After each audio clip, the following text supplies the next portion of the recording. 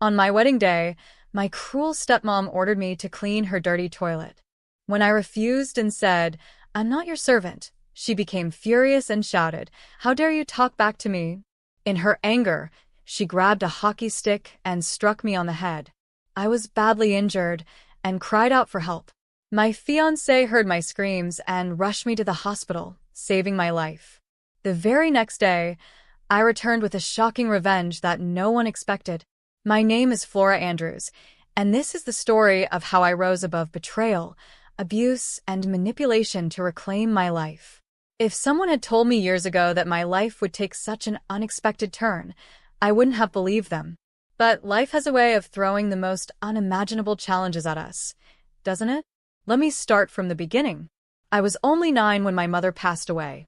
She was my rock, my light, and the warm presence that made our house feel like a home.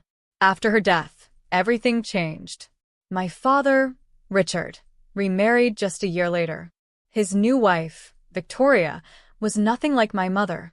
Where my mother had been kind and nurturing, Victoria was cold, calculating, and sharp-tongued. From the very first day she moved in, she treated me not as her stepdaughter, but as her servant.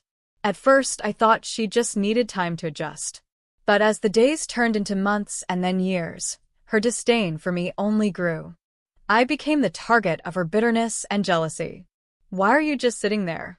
Do the dishes," she'd snap at me, even if I had homework to complete. "What good are your books going to do you? A girl like you should know her place." Her resentment only intensified as I excelled in school. I was determined to honor my mother's memory by doing well in my studies, but every award I brought home felt like a spark to the fire of her hatred. "You think you're better than everyone else because you have a degree?" she sneered when I graduated from college with honors. "Let's see where all your education gets you when you're married and chained to a kitchen." The most painful part of it all was my father's silence. I remember how he used to be before Victoria came into our lives, strong, protective, and loving. But under her manipulative influence, he changed. It was as if she had him under spell. He stopped defending me and became a passive observer to her cruelty. I still remember one day when I was 16 and Victoria accused me of stealing money from her purse, money I never even saw.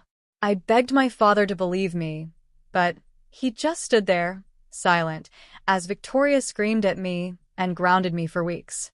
That was the day I realized I was on my own. But I didn't give up. I poured all my energy into my studies, knowing that education was my way out of this prison. By the time I turned 24, I had a stable job as a software engineer in New York City, and I was engaged to the most wonderful man, Daniel Carter. Daniel was everything Victoria wasn't: kind, supportive, and fiercely protective of me. He was a lawyer, and he had a natural sense of justice that made me feel safe for the first time in years. I often wondered what he saw in me, but he always said it was my strength and resilience that drew him in. Still, even with Daniel in my life, I couldn't fully escape Victoria's grip. She had a way of reminding me that no matter how successful I became, I was still under her control as long as I lived in that house. Yes, even with a stable job, I had been saving up to move out after my wedding. Victoria couldn't stand the idea of me being happy. She would nitpick every detail of my wedding plans, pretending to help but always finding ways to make me feel small. "That dress looks cheap," she'd say, or, "Are you sure Daniel will even show up? Men like him don't stay with women like you." But despite her constant jabs, I held my head high. I was about to start a new chapter in my life, and for once, I felt hopeful. Then came the morning of my wedding day, the day everything changed. I woke up feeling nervous, but excited. I got ready carefully, slipping into my dress and fixing my hair and makeup. As I stood in front of the mirror, I felt a surge of pride. For the first time, I looked and felt like the strong, confident woman I had worked so hard to become. But Victoria couldn't let me have that moment. She barged into my room, her face twisted with anger. "What are you doing just standing there?" she barked. "The bathroom needs cleaning. Get to it." I stared at her in disbelief. "Are you serious right now? It's my wedding day." "Don't take that tone with me," she snapped. "You think you're above doing chores just because you're wearing a fancy dress? Get in there and clean it now. No, I said firmly. For the first time, I stood my ground. I am not your servant, and I never will be again. From today onward, you will do your own dirty work. Her eyes blazed with fury. How dare you speak to me like that, she screamed. Before I could react, she grabbed a hockey stick from the corner of the room and swung it at me. The pain was immediate and blinding. I fell to the floor, clutching my arm as blood pooled around me. I screamed for help, but my father just stood there, frozen, as if he couldn't decide whose side to take. It was Daniel who saved me. Hearing my cries, he burst through the door, took one look at me on the floor, and rushed to my side. Flora, he cried, lifting me into his arms. What happened? Who did this to you? I could barely speak through the pain, but I managed to whisper, Victoria. His face darkened with anger. You're going to be okay, he said, his voice firm. I'm taking you to the hospital, and then we're going to make sure she pays for this. As he carried me out of the house, I caught one last glimpse of Victoria. She stood there, her face pale but defiant, as if she still believed she could get away with it. Little did she know, her reign of terror was about to end. As Daniel carried me out of that house, I felt a mix of emotions, pain, anger, and an overwhelming sense of relief. For years, I had endured Victoria's cruelty and my father's silent complicity, but that day, I knew things were finally going to change. At the hospital, doctors quickly tended to my injuries. The hockey stick had left a deep gash on my arm, and I had bruises forming on my ribs from where I had hit the floor. As I lay on the hospital bed, a nurse cleaned my wounds, and Daniel stayed by my side, holding my hand. Flora, he said gently, I need you to tell me everything. Don't hold anything back. What she did to you today is just the tip of the iceberg, isn't it? I hesitated, feeling a lump in my throat. For years, I had buried the pain, convincing myself that it was normal or that I could handle it. But now, with Daniel looking at me with such concern and determination, I knew I couldn't stay silent anymore. She's been like this for years, I began, my voice trembling. Ever since she married my father. She treats me like a servant, always demeaning me, always finding ways to make me feel small. And my father, I paused, swallowing hard. He just lets her. He doesn't defend me. He never has. Daniel's jaw tightened, and I could see the anger simmering in his eyes. This ends now, he said firmly. I promise you, Flora, she will pay for this. Both of them will. The next few days were a whirlwind. Daniel, being the meticulous lawyer that he was, wasted no time in gathering evidence. He insisted on documenting everything, my medical reports, photos of my injuries, even statements from the hospital staff who had treated me. At first, I wasn't sure if I wanted to pursue legal action. The idea of standing up to Victoria and my father felt overwhelming. But Daniel wouldn't let me back down. You've been through enough, he said. This isn't just about punishing them. It's about taking back control of your life. You deserve justice, Flora. His words struck a chord with me. He was right. I had spent too long living in fear, too long letting Victoria dictate my life. It was time to stand up for myself. With Daniel's guidance, we filed charges against Victoria for assault and against my father for neglect. The process was daunting, but Daniel was with me every step of the way. I'll handle the legal side, he assured me. All you have to do is tell your truth. The first time we went to the police station to file the complaint, I felt a wave of anxiety wash over me. Victoria's voice echoed in my mind, mocking me, telling me I was weak. But as I looked at Daniel standing beside me, his hand on my shoulder, I found the courage to speak up.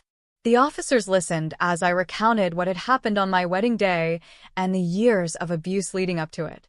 I saw their expressions change as I described Victoria's manipulative ways and my father's silence. This isn't just about one incident, I told them. This is about a lifetime of cruelty and neglect. The officers took my statement seriously, and within days, Victoria and my father were both served legal notices. Victoria, predictably, tried to deny everything. She spun her usual web of lies, painting herself as the victim and me as an ungrateful stepdaughter. She's lying, she shrieked during one of the hearings. She's just trying to ruin my life because she's jealous of me. But her lies didn't hold up against the mountain of evidence Daniel had collected. He had even tracked down a few former household staff who were willing to testify about the way Victoria had treated me over the years. As the case progressed, my father remained eerily silent. I couldn't tell if he was ashamed or if he still believed Victoria's lies. Either way, his lack of support hurt more than I wanted to admit. Do you think he'll ever take responsibility? I asked Daniel one evening as we reviewed the case files. Daniel sighed. I don't know, Flora. But whether he does or not, this isn't about him. This is about you. Focus on that. Those words stayed with me. For so long, I had yearned for my father's approval, for him to stand up for me. But now I realized I didn't need it. What I needed was to stand up for myself. The courtroom became my battlefield. Daniel was relentless, dismantling Victoria's lies piece by piece. When she claimed I had attacked her first, he presented my medical reports, which clearly showed the severity of my injuries. When she tried to portray herself as a loving stepmother, he brought in witnesses who testified otherwise. Each day in court was exhausting, but it was also empowering. For the first time, I felt like I had a voice, like I wasn't just a victim anymore. Victoria's confidence began to crumble as the evidence against her piled up. Even my father, who had initially tried to downplay his role, couldn't escape the truth. His silence in the face of Victoria's abuse was just as damning as her actions. By the time the trial was nearing its end, I could see the fear in their eyes. They had spent years controlling me, but now the tables had turned. The courtroom was a place I had never imagined myself being. For years, I had learned to endure and suppress my pain, but now I was being asked to expose it all, to lay my scars bare for the world to see. Every time I stepped inside, I felt the weight of my past pressing down on me. But I reminded myself that this was about more than just me. This was about reclaiming my life and holding Victoria and my father accountable for everything they had done. Daniel was a force to be reckoned with in court. I had always admired his confidence and sharp mind, but seeing him in action was something else entirely. He was methodical, leaving no stone unturned, no detail overlooked. He approached the case with the same determination that had kept me going through all those years of torment. The first time I was called to the stand, I felt my throat tighten with nerves. The courtroom was packed, and I could feel every pair of eyes on me. Victoria sat at the defendant's table, her expression a mix of defiance and fear. My father sat next to her, his gaze fixed on the floor, as if he couldn't bear to look at me. Flora, Daniel began, his voice calm and reassuring, can you tell the court about the events that took place on the morning of your wedding day? I took a deep breath and began. I was in my room, getting ready for the ceremony, I said. I had just finished putting on my dress when Victoria barged in. She told me to clean the bathroom, and when I refused, she hit me with a hockey stick. There was a murmur in the courtroom, and I felt my cheeks flush. It was one thing to tell Daniel what had happened, but it was another to say it in front of so many strangers. But I pressed on, recounting every detail of that day and the years of abuse that had led up to it. She's always treated me like a servant, I said, my voice steadying as I spoke. She would insult me, belittle me, and make me do all the household chores. And my father, I paused, glancing at him. He never stopped her. He just stood by and let it happen. Victoria's attorney tried to discredit me, of course. They painted me as a spoiled, ungrateful stepdaughter who was trying to ruin an innocent woman's reputation. But Daniel was ready for them. He presented the medical reports that documented my injuries, photos of the bruises Victoria had left on me, and testimony from the hospital staff who had treated me. One of the most powerful moments came when Daniel called a former housekeeper to the stand. She had worked for us for several years before quitting, and her testimony was damning. Victoria was always harsh with Flora, the housekeeper said. She would yell at her, insult her, and make her do all the work around the house. I even saw her slap Flora once when she didn't move fast enough. I quit because I couldn't stand to watch it anymore. Victoria's mask of confidence began to crack after that. She interrupted the proceedings several times, shouting accusations and denials, but each outburst only made her look more guilty. Her lawyer struggled to rein her in, and I could see the frustration on his face. My father's testimony was equally heartbreaking and infuriating. When he was called to the stand, he admitted that he had seen Victoria's behavior but claimed he had been powerless to stop her. "I didn't know what to do," he said, his voice trembling. She's strong-willed. I thought it was just her way of parenting." "Parenting?" Daniel's voice was sharp. "Do you consider ignoring years of abuse to be a form of parenting, Mr. Andrews?" My father didn't answer. He looked down, his silence speaking volumes. For years, I had craved his support, his validation. But sitting there, watching him struggle to justify his inaction, I realized I didn't need it anymore. He had failed me, and no excuse could change that. The trial stretched on for weeks. Each day was a battle, but with each piece of evidence presented, I felt stronger. Daniel called expert witnesses, including psychologists who explained the long-term effects of abuse and forensic specialists who validated the authenticity of the medical reports. Victoria's defense crumbled bit by bit. Her attempts to manipulate the narrative, to paint herself as the victim, were no match for the truth. By the time closing arguments were made, I could see the weariness in her eyes. She knew she had lost. But the hardest part was waiting for the verdict. It took the jury 2 days to deliberate, and those 48 hours felt like an eternity. Daniel stayed with me the entire time, reassuring me, reminding me that we had done everything we could. Finally, the day came. As the jury filed back into the courtroom, I held my breath, my heart pounding in my chest. The foreperson stood and began to read the verdict. On the charge of assault, we find the defendant, Victoria Andrews, guilty. My eyes filled with tears as I heard the words. Victoria's face turned pale, her defiance replaced with disbelief. The court also found my father complicit in neglect, holding him accountable for his role in enabling the abuse. For the first time in years, I felt a sense of justice. But the story wasn't over yet. The moment the verdict was read, I felt a wave of emotions crash over me: relief, validation, and a bittersweet sense of victory. After years of suffering and silence, I had finally stood up for myself, and the truth had prevailed.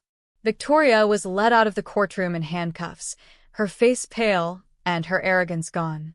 My father, too, sat slumped in his seat, his once confident demeanor replaced with shame and regret. The sentencing came a few weeks later. Victoria received a prison sentence for assault, while my father faced severe financial penalties and was ordered to attend counseling for enabling her abuse. Watching them face the consequences of their actions was cathartic, but it didn't erase the scars they had left on me. Still, it marked the end of a dark chapter in my life and the beginning of something new. The media caught wind of the case, and it became a headline story. Reporters called it the betrayal trial, and while I didn't enjoy the attention, I knew it was important for people to see what justice could look like. I even received messages from strangers, people who had been through similar situations, thanking me for sharing my story. One day, a journalist asked me, "How do you feel now that it's over?" I thought about it for a moment before answering.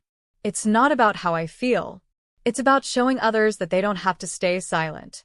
Abuse thrives in silence, and speaking up is the first step toward ending it. But the story didn't end with the verdict. There was one final twist that no one, not even Daniel, had anticipated. During the investigation into Victoria's finances, it was discovered that she had been secretly funneling my father's wealth into offshore accounts for years. She had drained his assets, leaving him virtually bankrupt. When this was revealed, my father looked stunned.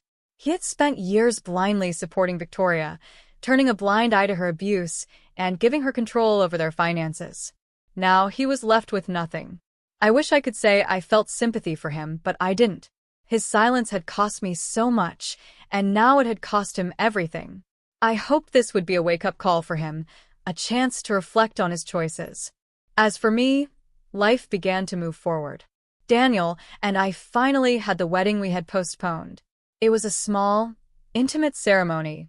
Nothing like the grand affair we had originally planned, but it was perfect. As I walked down the aisle, I felt a sense of peace I hadn't known in years. Daniel looked at me with so much love and pride that it brought tears to my eyes.